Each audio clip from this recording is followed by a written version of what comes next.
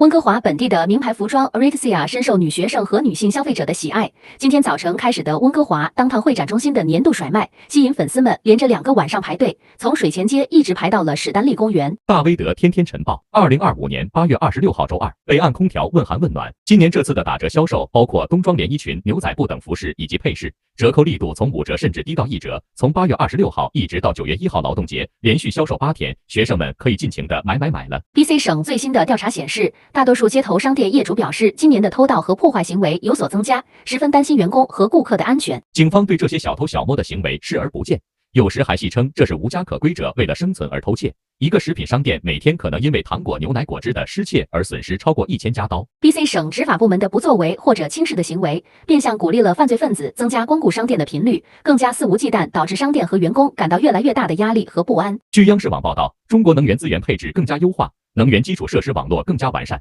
东部地区用能中有40%来自西电东送、西气东输、北煤南运等能源大动脉。“十四五”期间还建成了全球最大的电动汽车充电网络，每5辆电动汽车就有2个充电桩。小伙伴们准备好迎接温哥华的酷暑了吗？由 BCIT 专业培养认证的工程团队为您量身定制惬意舒适的空调解决方案。